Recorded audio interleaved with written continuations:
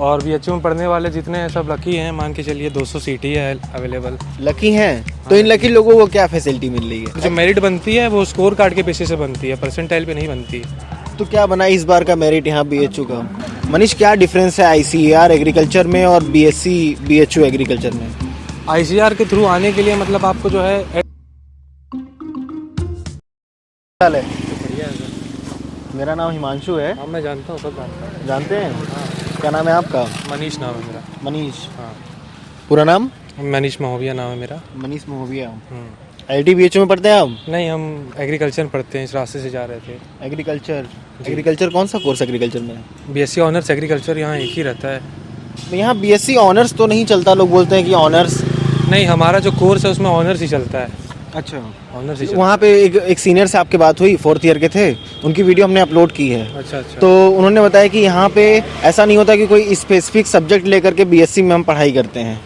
नहीं, वो तो ठीक है, कोई स्पेसिफिक सब्जेक्ट जैसे फॉरेस्ट्री हो गया, हॉर्टिकल्चर हो गया, हाँ, ये सब एमएससी लेवल पे डिवाइड होता है। अच्छा, लेकिन जो है कोर्स का नाम है वो ऑनर्स है, BSc honours agriculture. BSc honours agriculture, लेकिन उसमें कोई स्पेसिफिक कोर्स नहीं है।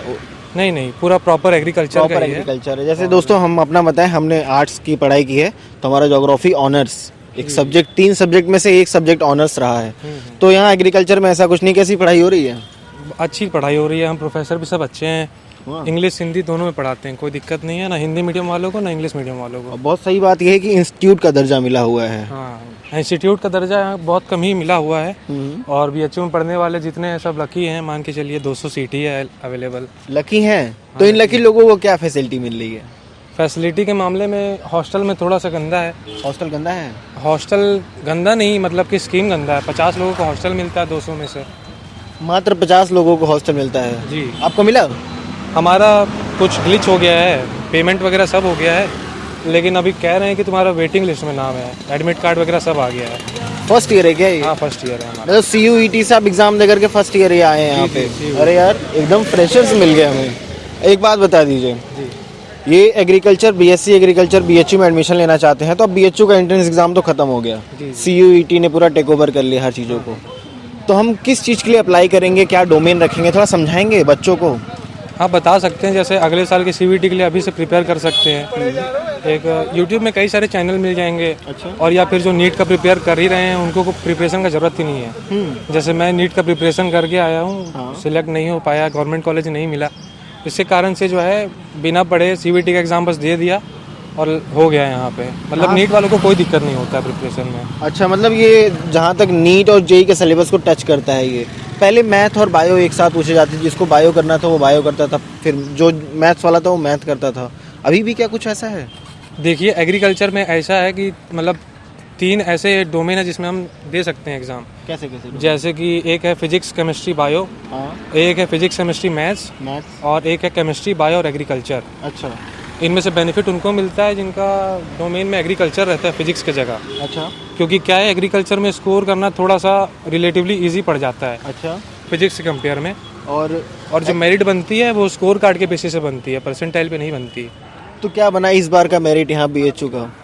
इस बार जनरल कैटेगरी का, मतलब पेड सीट जिसका नहीं है, जिसका नॉर्मल एडमिशन हुआ है, उसका 482 पे हुआ जनरल का। 482? बहुत ज़्यादा उछाल है। हाँ, पहले जो कट ऑफ वीडियो बन रहे थे यूट्यूब में वो 430 440 के आसपास रेंज में बता रहे थे। कई बच्चे ऐसे हैं जिनका जो सोचे थे कि हो जाएगा एडमिशन, लेकिन हुआ ही नहीं उनका। जी। मतलब लगभग कितनी सीट है यहाँ पे? 123 या 150 सीट कितनी है? टोटल मिला के आईसीआर वालों को मिला के 200 सीट है लगभग। ओके। और शायद 140 के आसपास या 150 के आसपास जो है CUET के थ्रू होता है, UET। और वो जो आईसीआर का एग्जाम होता था, क्या वो अभी भी एग्जिस्ट करता है?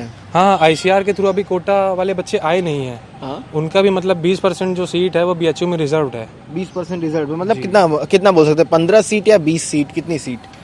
20 सीट है और 10% कोटा मान सकते हैं। 200 में से 20 सीट आईसीआर वालों को मिलती है। क्या नाम बताया आपने? मनीष कुमार। मनीष, क्या डिफरेंस है आईसीएआर एग्रीकल्चर में और बीएससी बीएचयू एग्रीकल्चर में?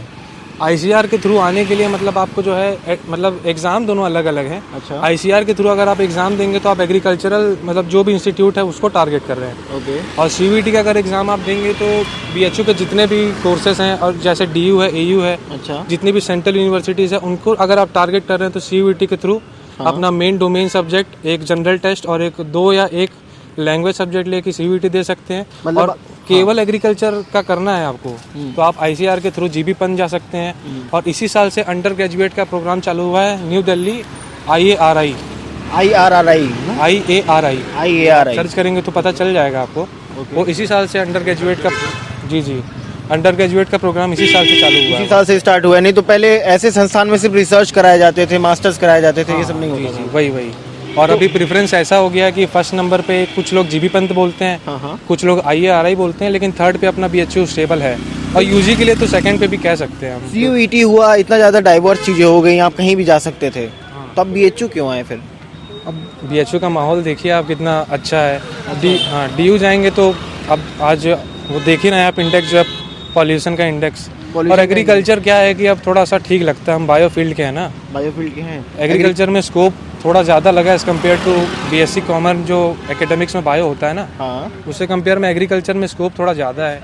क्या एकेडमिक्स में जा सकते हैं हम। क्या सोच करके आए हैं एकेडमिक्स में जाने के अलावा? एकेडमिक्स तो हम किसी भी सब्जेक्ट में एकेडमिक्स में जा सकते हैं, ये एक ऑप्शन है। दूसरा ऑप्शन है रिसर्च में जा सकते हैं। अब रिसर्च में भी काफ़ी सारा है।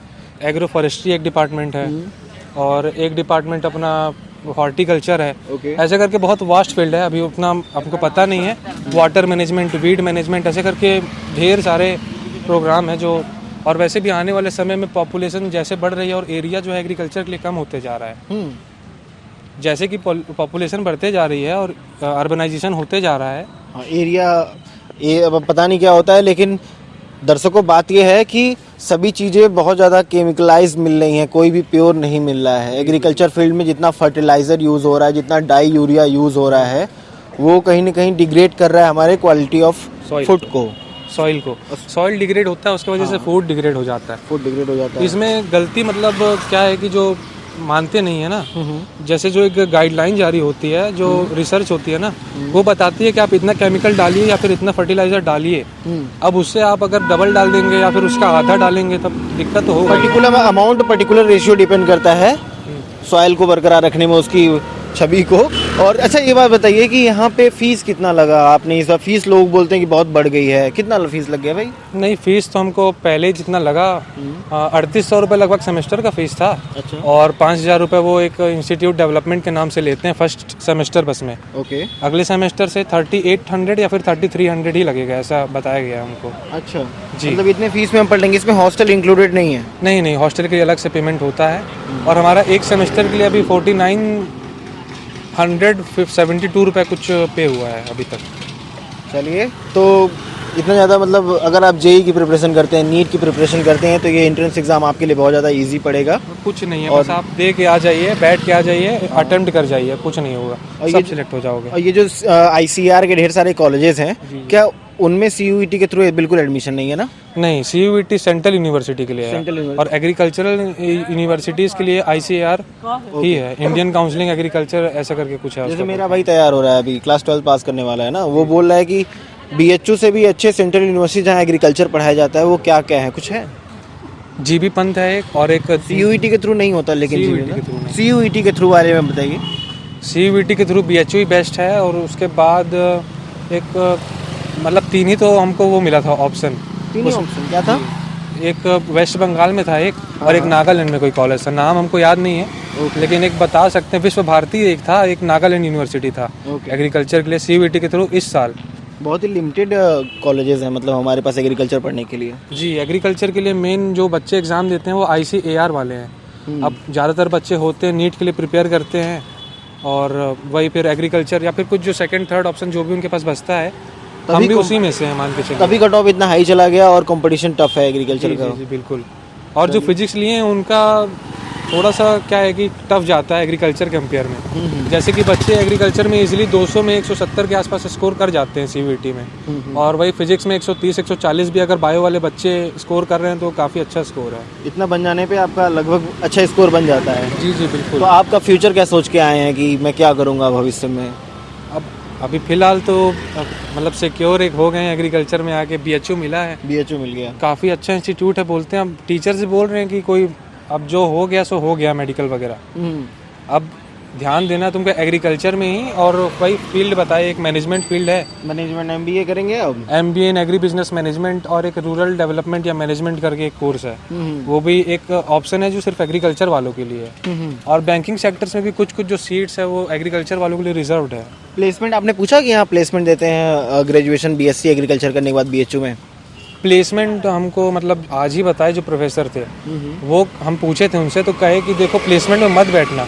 प्लेसमेंट में क्या है कि बच्चे जो जिनका मतलब नीड ही रहता है, जिनको मतलब कुछ फैमिली कंडीशंस है, वो बैठते हैं और उनमें 100% प्लेसमेंट होती है। जैसे 200 में 15-20 बच्चे बैठते हैं और उनमें से 15-20 का सिलेक्शन हो जाता है, लेकिन वही सैलरी 3.5 LPA आसपास होती है, 25-30-20 हज़ार इस टाइप से। पढ़ना चाहिए, फर्दर स्टडीज़ के लिए हमें जाना चाहिए। जी जी बिल्कुल, MBA कर सकते हैं आप, या रिसर्च के लिए JRF में जा सकते हैं, या JRE जा सकते हैं फॉरेन कंट्रीज़ में।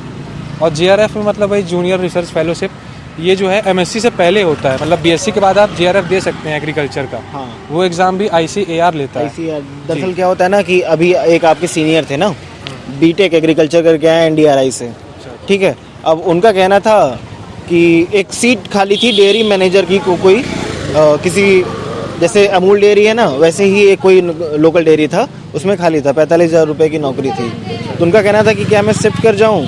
मेरा कहना था कि अगर इस डिग्री पे आपको ये 45,000 मिल रहा और ये कुर्सी मिल रही है, तो कहीं MTech करने के बाद कुछ और भी मिल सकता है, और PhD करने के बाद आप कुछ और भी कर सकते हो। तो एक PhD करने के बाद वही है, एक रिसर्च ऑप्शन बचता है आपके पास। रिसर्च में भी काफ़ी जगह जा सकते हैं आप, जैसे कि मैंने बताया एग्रीकल्चर काफ़ी वास्ट फील्ड है। और एक जो है एजुकेशन में जैसे प्रोफेसर बन सकते हैं आप, लेकिन उसमें काफ़ी लंबा प्रोसेस है, बहुत लंबा। एक तो PhD करनी पड़ती है, और उसके बाद अच्छे जगह से किए रहते हो किसी अच्छे प्रोफेसर के अंडर में, ये सब भी मैटर करता है उसमें। एक प्रोफेसर बनते बनते PhD के बाद भी 10 साल लग जाता है, 15 साल लग जाता है। असिस्टेंट से एसोसिएट, एसोसिएट से फिर परमानेंट प्रोफेसर बनेंगे आप। तो बहुत सारी चीज़ें हैं। आपकी उम्र जो है वो लगभग 40-45 के आसपास हो जाती है। अच्छा, मोटिवेशन के लिए आजकल का यूथ क्या कर रहा है, आप क्या करते हैं? मोटिवेशन आपको किससे मिलती है? मोटिवेशन वही फैमिली है, मम्मी पापा जैसे भी हैं, सबके लिए ये कॉमन जवाब है, सबको मम्मी पापा से मोटिवेशन मिलता है। और भी हमें कहीं सेल्फ मोटिवेशन नाम की कुछ चीज़ होती है, हमें क्या सेल्फ मोटिवेशन लेने की ज़रूरत है? सेल्फ मोटिवेशन हाँ लेना, देखिए क्या है कि जैसे सुबह उठते हैं ना, तो कम से कम जो बीत गया उसको नहीं सोचना चाहिए। अब जो हमारे पास है उसमें प्रेजेंट में जो बेस्ट कर सकते हैं वो करना चाहिए। हमारे जो पेरेंट्स हैं, हमारे जो बड़े भैया हैं, दीदी हैं, जो भी हमारे फैमिली मेम्बर है, वो सब यही एडवाइस करते हैं। हमारे साथ भी अभी क्या है कि एक ऐसा फेज़ निकला, नीट जब एग्ज़ाम नहीं निकला था, तो काफ़ी बच्चों के साथ होता है, क्योंकि सिलेक्शन रेशियो MBBS कॉलेज में काफ़ी कम है। अच्छा, तो उनको मैं यही बोलना चाहूँगा कि निराश होने का बात नहीं है, बहुत रास्ते हैं। कुछ जगह लग भी होता है कुछ कंपटीशन एग्जाम में, क्योंकि मेहनत सब करते हैं, हम भी मेहनत किए थे। हमारे यहाँ जितने वहाँ आए हुए हैं ना, ज़्यादातर नीट के ड्रॉपर्स ही आए हुए हैं, और जो नॉर्मल एग्रीकल्चर कॉलेज से आए हुए हैं वो 10% से भी कम है वहाँ पे। तो वही है, फेलियर को एक्सेप्ट करके जो प्रेजेंट में चल रहा है चीज़, उसी पे ध्यान देना चाहिए, और जो है बेस्ट है ये चीज़ को एक्सेप्ट करके सुबह अच्छे से उठ के जो भी काम करना है करिए, फुल मोटिवेशन के साथ। पुरानी कहावत है, जो होता है अच्छे के लिए होता है, और ये मन में लेकर के चलते रहिए, कुछ अच्छा होगा। कंसिस्टेंसी और मेहनत हमेशा करते रहिए हर चीज़ के लिए, जो भी आपका सपना हो। हम पहले से देखा था कभी हमारा चैनल? आपका वो नोटिफिकेशन बेल सब प्रेस है मेरा, प्रेस्ड है? जी जी, बढ़िया काम कर रहे हैं। हाँ बहुत अच्छा काम कर रहे हैं हम, आप एकदम अच्छा काम कर रहे हैं। BHU में आपका बेस्ट चैनल है, सब्सक्राइब जरूर करिएगा। मैं तो यही कहना चाहूँगा जो भी आपके व्यूवर्स हैं उनको। व्यूज़ काफ़ी हैं, मतलब महीने भर में हम बहुत अच्छा व्यूज़ उठा लेते हैं। अभी इधर भी तो हम 40 लाख एक महीने में 40 लाख लोग देख रहे हैं, लेकिन इतने लोग अगर सब्सक्राइब करें तो चैनल बूम कर जाए। मैं चाहता हूँ कि आपका चैनल ग्रो करे, हम देखना चाहते हैं जितना आपका हार्डवर्क दिखता है, आप इतना हार्डवर्क करते हैं, डेली 1 से 2 वीडियो उनका आता है। मैं चाहूँगा कि आप सब्सक्राइब करें इनका चैनल को, जैसे कि मैंने किया है। काफ़ी अच्छा काम है इनका। कुछ और बताना चाहिए आने वाले लोगों को, जूनियर्स को? बस यही है कि देखिए, नीट नहीं निकला तो कोई बात नहीं, और भी काफ़ी अपॉर्चुनिटीज़ हैं आगे। हमको अभी इस लेवल पे पता नहीं है, इंटरमीडिएट 12th करते करते 10th 12th में हमको यही पता होता है कि एक JEE है और एक नीट है, उसके अलावा ज़िंदगी है ही नहीं, जबकि ऐसा है नहीं। जी, आप जब यहाँ से निकलने लगेंगे ना पढ़ाई करके, तो आपका एक बार और रेटिंग का इंटरव्यू लेंगे कि 4 साल यहाँ पे आपके कोर्स में क्या पढ़ाया गया और कैसा रहा। ठीक है, अभी मतलब ये 4 साल बाद की बातें हैं। और दोस्तों, कुछ अगर हम हमेशा कुछ छूट जाते हैं, हमेशा ऐसा नहीं है कि हम सर्वज्ञ ज्ञानी हैं, कुछ ना कुछ वीडियो में छूट जाता है, उसको कमेंट में लिखें, उसको नए सिरे से कवर करने की कोशिश करेंगे। तो मिलेगा हिमांशु मिश्रा एक नई वीडियो में, नरेंद्र साहब, तब तक के लिए जय हिंद, जय भारत। चलिए, थैंक यू। आप अच्छा काम कर रहे हैं सर, हम आपके सब्सक्राइबर हैं। कुछ गलत तो नहीं पूछते हैं हम लोग, एकदम सिंपल क्वेश्चन जो जिस दौर से आप गुजरे हैं सिर्फ वही। हाँ कोई क्वेश्चन पूछ करके नीचा दिखाने वाला काम या फिर कुछ किसी प्रोफेसर्स की बातें या फिर किसी बीएचयू की निगेटिविटी बातें नहीं, कुछ नहीं, सब बेस्ट है, जो जेन्युइन है आप वही इन्फॉर्मेशन देते हैं। बस वही। और लोग यही सुनना चाहते हैं, लोग ज़्यादा नहीं जानना चाहते हैं। ज़्यादा जान लेंगे ना तो महत्व खत्म हो जाता है। हाँ ये भी बात है। अब यहाँ आके कुछ तो रहे जानने को यहाँ आने के बाद।